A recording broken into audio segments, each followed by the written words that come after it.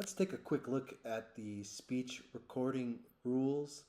And these are going to apply to all three of the major speeches: the speech of introduction, the informative speech, and the persuasive speech. They're listed above, and they also appear in the syllabus, so be sure to read them on your own and refresh your memory of them before you make your recordings of all three of the major speeches. Here's rule number one. Start the video recording by stating your first and last name and the assignment. So hit record, say, "Hi, my name is Joe Hassert, and this is speech number one." Okay, pretty simple. After that, then take a shot of the audience. So identify yourself and then take a shot of the audience. This will require you likely to pick up the camera, turn it around, and show the audience to me. So take a shot of the audience. After you take a shot of the audience, clearly show each of your note cards. So each of the speeches you'll be able to use 3x5-inch note cards. See the prompt for the requirements for each of the speeches. One at a time, show it very clearly to the camera so that I'm able to see the text that is on those cards, and then use those cards, hold them in your hand, and use them throughout your speech. You're going to show them again one more time at the end of the recording after your speech is finished. Don't hide from me. You got to stand up for the entirety of your speech. Be clear of any obstructions. So don't have like a podium or a table or a countertop directly in front of you. Stand clear of any obstructions. Be at least 6 feet away from the camera, however far back that I can see basically your entire body.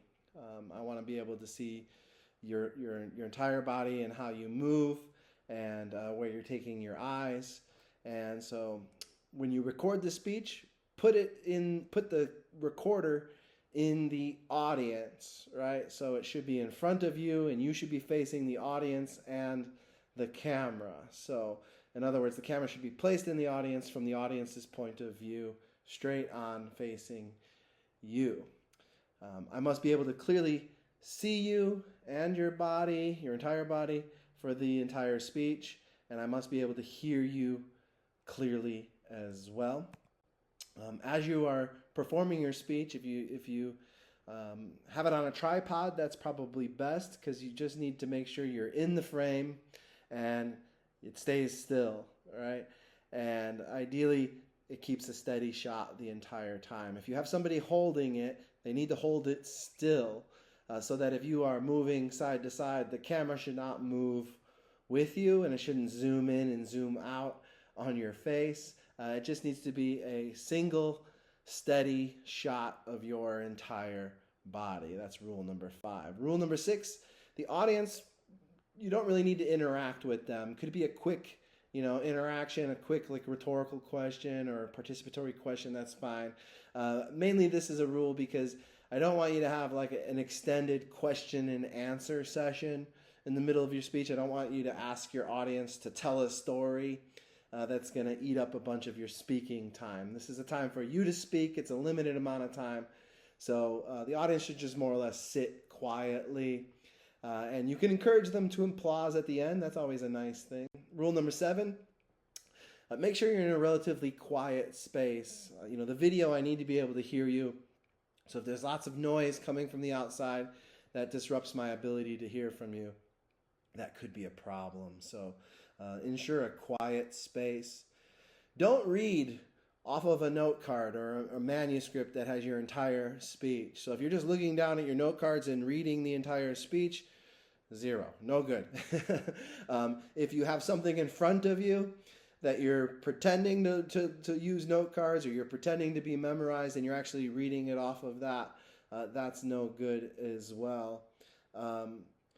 So what I need from you is that when you are speaking, you're speaking in what's called an extemporaneous style. Okay, you'll read more about this on page 137 of the textbook, but it's not manuscript. You're not reading off the entire manuscript. And to demonstrate to me that you're not reading your speech, I expect you, and there'll be a video about this, to turn your body, right, and to speak to this section of the audience for a period of time, and then to speak maybe to the center for a short period of time, and then to turn and to speak over here.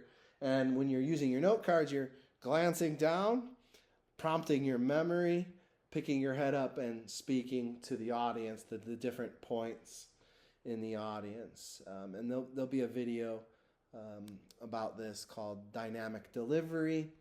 And rule number 8, when you read it in the syllabus or on this page, has more information than you see here about the expectations of movement. Rule number 9 is when you're done, take another shot of the audience. I want them to sit there the whole time, so make sure you shoot them one more. Don't shoot them. Make sure you take an image, capture, take a video of them one more time. And also show me your note cards one more time. One at a time. I want to be able to see the text on it. I want to make sure that what you had in your hand is actually what you have there at the end. No funny stuff. There's no editing of the videos. So once you hit record at the beginning, you do the speech in one take. You hit stop the recording at the end. So don't start and stop the camera. Don't edit the video. Don't splice together different pieces of video. All one take. And then finally, if you don't follow any of these rules, you might get a 0 on your speech.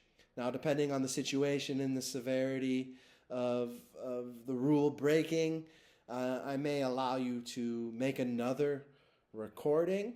But do your best.